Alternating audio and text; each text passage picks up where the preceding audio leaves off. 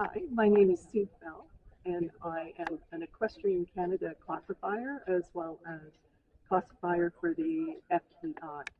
And I'm here in beautiful Bécancour, Quebec, where we've held a competition, and I'm acting as a classifier here. So today I'd like to talk a little bit about how you get classified. So in Equestrian Canada, we have the availability of riding tests at the bronze level of competition, where you apply to the Para-dressage program through Jamie and Goodfellow, and she will direct you to some forms that you need to get signed, and one completed by your doctor that talks just a little bit about your health condition and why you would need some specialized equipment, adaptive equipment, or what we currently call compensating aids.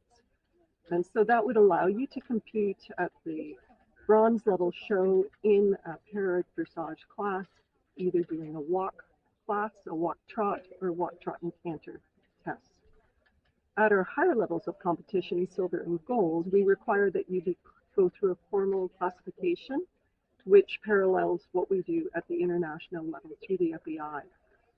The rules for classification are based on what the International Paralympic Committee set forth, and we must be compliant with them. So there are a few stages to be classified, but the first starts with you, the athlete, where you apply through Equestrian Canada or to Equestrian Canada to get classified. So you will get some documents to complete, simple things, name, address, and birth year, but also you need to have your doctor fill in a form about your underlying health condition, which we often call a diagnosis, but in dressage, para-dressage, we call it your underlying health condition.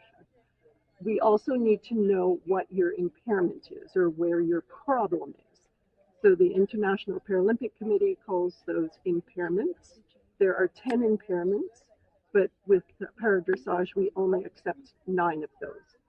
And so you can either have a physical impairment or you can have a visual impairment to be eligible to go through the process of classification. So step one is you get the forms completed. We submit them through to Equestrian Canada, and from there the forms are sent forth to the classification advisory group, where a panel of classifiers reviews the documentation to ensure that your health condition will lead to that eligible impairment. So for example, if you have a broken arm, but the doctor has completed the form saying that you have weakness in your ankle, that does not make sense, so we can't accept that. But if you have a broken arm and the doctor says you've got difficulty with power or you can't move your arm anymore, then that does make sense.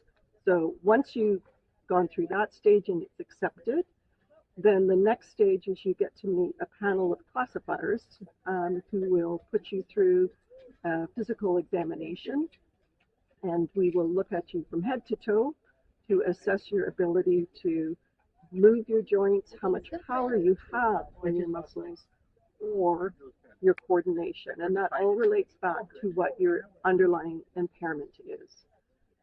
Once we've completed all that, which is quite a rigorous examination, we will get some various scores, and that will tell us whether your impairment is significant enough to be eligible for para-dressage.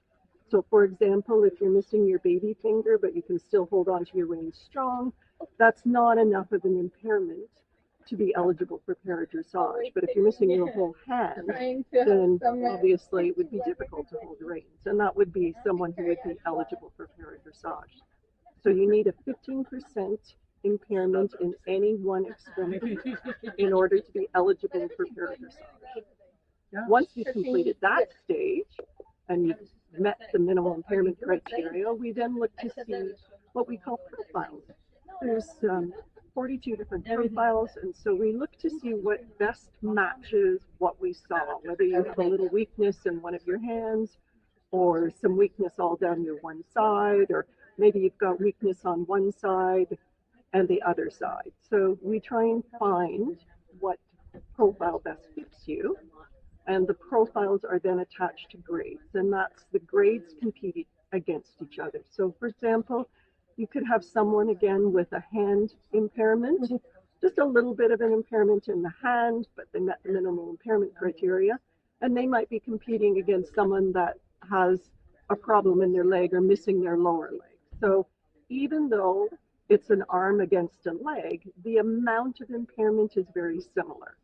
So we base it on the amount of impairment.